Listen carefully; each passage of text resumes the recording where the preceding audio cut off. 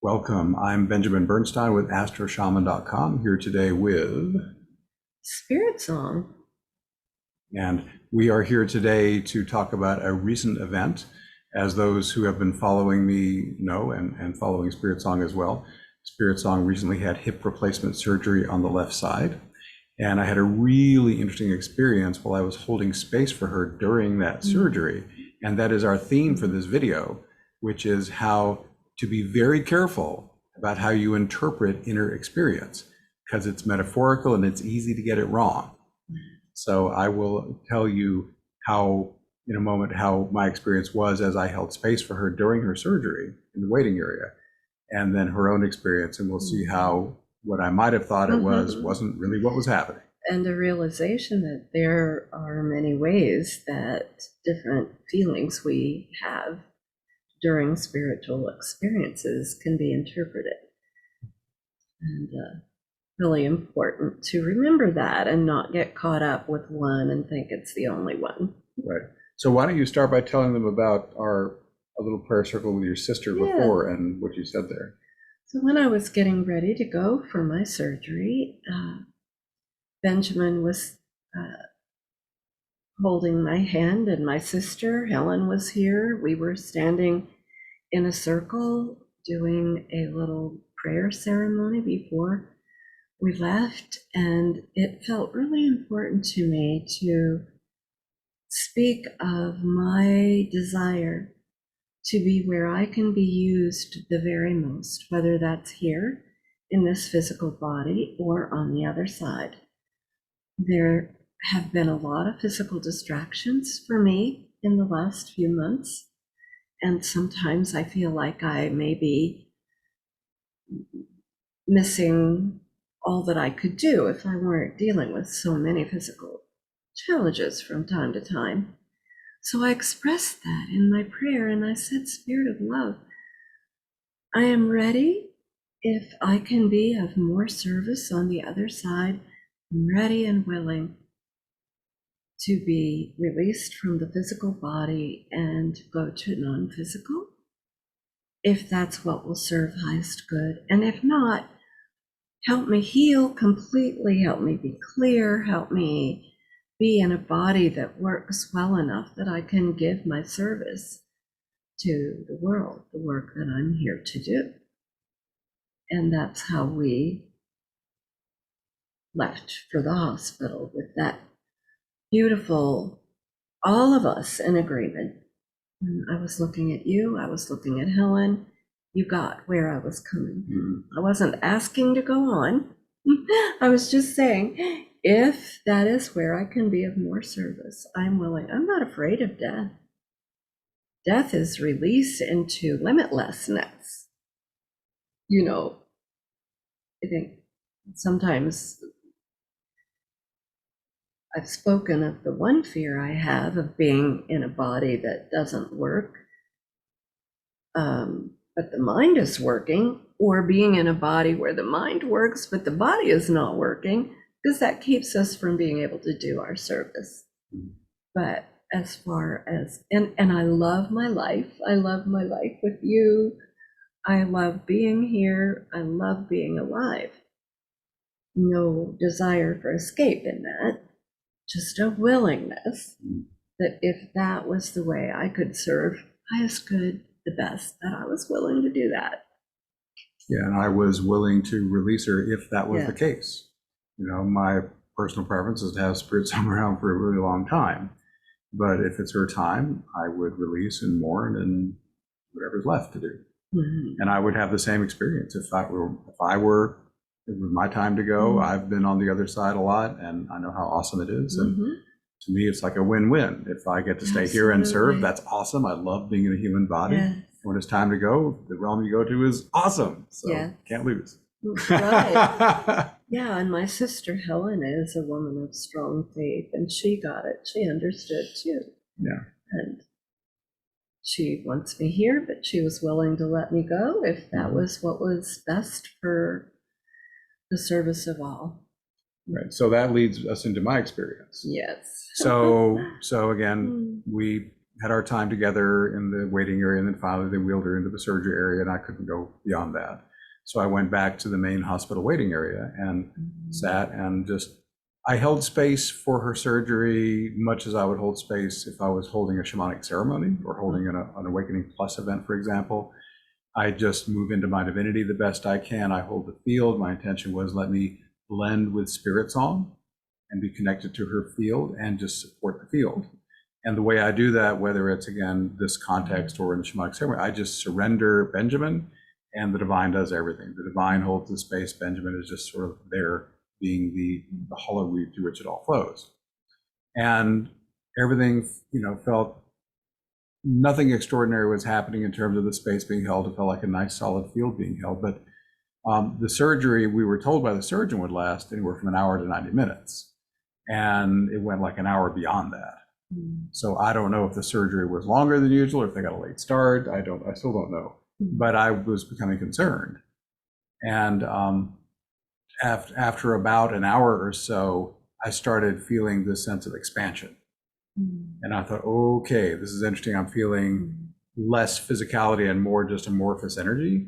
And by the time this process kind of ran its course, it was like there was just a sense of very strong expansion into nothingness. And I thought, well, I'm not sure how to interpret this. It's possible that she's died, and I'm feeling her spirit expanding into nothingness. But I had another experience previously I'll mention here, and Spiritsong can tell her part of it. But years ago, about 10 years ago, actually, when I did my first dieta in Peru, where I went into the jungle and drank ayahuasca for 2 weeks, drank 5 ceremonies, and this was the morning we were coming out back to civilization, and I was laying there in my bed in my little primitive hut, and I had this vision. I was no longer under the influence of the ayahuasca, but in my vision, Spiritsong, I could feel her lips kissing my lips. It was as if she was really there, and in my mind's eye, I could see her there. And then she just shot up into the sky, way up into the point, and blipped out. And I interpreted it at that time, oh my God, she just physically died. She was saying goodbye. And I was convinced of that at the time. Now the shaman knew better. I came out of the jungle all weepy and crying and said, oh my God, she's died. And I had thought once before during that dieta she was gone, and the shaman turns to me and says, how many times must your wife die during this dieta? And I still wasn't sure. So I got back to civilization, and finally I got to where I could use a phone, because we were way out in the primitive, no electricity, no water running, no nothing. It was just like old times. But finally I couldn't reach her. I called, no, I said, oh God, is she dead? And so I just wanted to be sure she's okay. I called the emergency department of the little town she was living in and said, I'm concerned about this woman. She lives at this address. Could you just please send someone to check on her, make sure she's okay? And you want to pick it up from there? Sure. So I had come home from the grocery store, and I had had a big trip out, and I was really quite tired. My home at the time, Benny and I had separated, and separated from living together physically. Our hearts are always connected, but I was in the lower level in the garage, which was an inside garage. I had pulled the door down, garage door down. I thought, before I go upstairs, I'm just going to lay back for a moment and rest and charge up a little bit before I go up the steps. So I'm laying there, and all of a sudden there was a window over to the side of me in the garage, and I'm seeing a man over there knocking on the window. I'm hearing him. I was in this, really quiet, restful place, and then there's a man in this. I live out in the country at that point, and nobody's around. Man out there pounding on the window, and I'm like, and I lock my doors, and I think, what in the world is going on? And he just won't quit. And I finally looked a little closer, and he held up a badge to show, I'm with law enforcement. It's safe. You can open. So I got out of the car and he said, "Can you open the door?" So I went and opened the garage door, and it was this massive 2-car garage door that was all one door that went slowly up. And as I'm looking, there's a whole row of feet and legs and bodies, and now faces I'm seeing of men from the emergency department, fire department, police, everybody there. And I'm like totally blown away. What in the world is going on? And of course, he, seeing me laying back in the car, was convinced that I was probably half dead in there. And then they told me what was going on, and I said, "Well, I'm not dead. I'm here. See, I'm okay." And I was so full of gratitude to Benjamin that he would go to that length to try to make sure that I was all right. But the moral of the story is, So I mistook that inner experience as an indication that she had literally died. So again, I haven't been told by ayahuasca exactly what that meant. She leaves my interpretations to myself, but my best, understanding of that image was Spiritsong at that time. I had not integrated my divine feminine much at that time. And she, in that vision, was representing my own divine feminine nature, which I had externalized onto her. And then Spiritsong going up and blipping out was, I think, ayahuasca's way of telling me, you don't need to get her as your divine feminine. You can bring it into yourself now. right. And I now have embodied the divine feminine more fully. Yeah. In fact, in recent ceremonies, there's been more than one occasion where I have, merged with a divine goddess and become a divine goddess in the context of a shamanic ceremony. So Now that was over 10 years ago. yeah, that was a while back. 11. So, but yeah. I was so inexperienced with it. I mean, I just been doing it, probably not Mhm. even a year at that point. Yeah. Seriously. So I was just a newbie. I didn't know how to work with these things. So I misinterpreted that as her physical death when it was really, I believe, a metaphorical, you don't need to project divine feminine to her anymore. You can incorporate it into yourself. You don't need her image anymore. So that's why in this recent experience with holding space for surgery, I had this experience that I could have interpreted, oh my God, she died.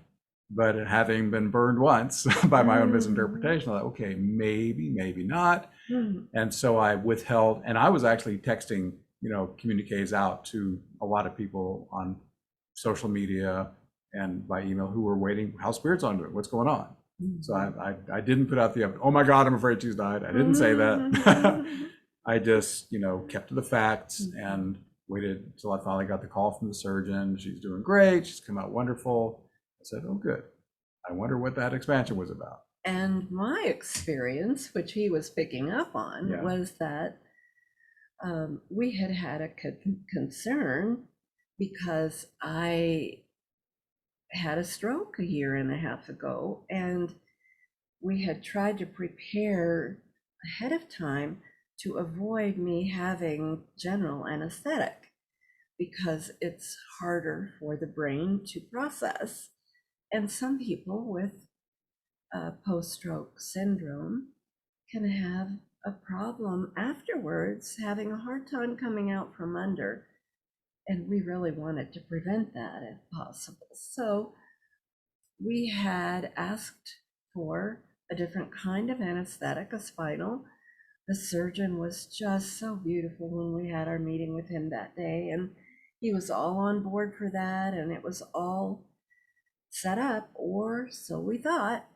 But when the anesthesiologist was getting me ready to go under for the surgery, he said, "When did you have your last blood thinner?" I said, "Well, last night. I followed the directions for 3 days. I gave myself shots in my belly to get a different kind of anesthetic that would be the right kind for the surgery." And he's got a little booklet and he's reading. I'm sorry, hold on just a minute. I'm afraid I'm reading everything I can here, but I don't think I can give you a spinal because you would have had to have been off of the anesthetic. I mean, the Blood thinner? blood thinner you were on for 18 hours. And I said, well, that isn't what they told me. And I just followed directions. And he said, well, I'm sorry, but I'm going to have to give you a general anesthetic. And there was just this sweetest calm that came over. You were still with me at that point. And Yeah. both of us, I looked at Benjamin, I felt it. It was just total assurance that that was just fine. I felt good. I muscle tested, got a yes to the general. And I just knew inside of me, my whole, one way of checking in, if you're in tune enough, is just check in. And I had that expansive feeling inside of peace, and I knew that that was okay. And truly it was. And when I came out from under the anesthetic is what I think you might have been picking up on, my love, when you were feeling so expansive, because what I felt as soon as I opened my eyes was a sense of clarity, of peace, of no fuzziness other than what would be normal coming out from under an anesthetic, but nothing additional. And I've had numerous things throughout the years where I've had to have some anesthetic, so I know what that feels like.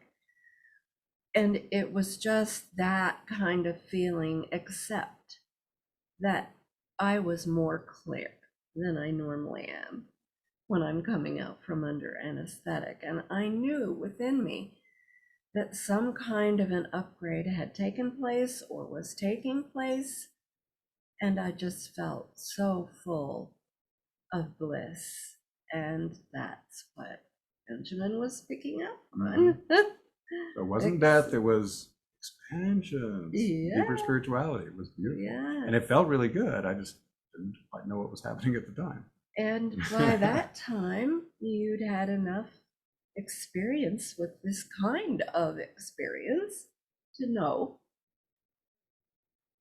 don't take everything literally, or remember that there are different possibilities within every feeling that you have.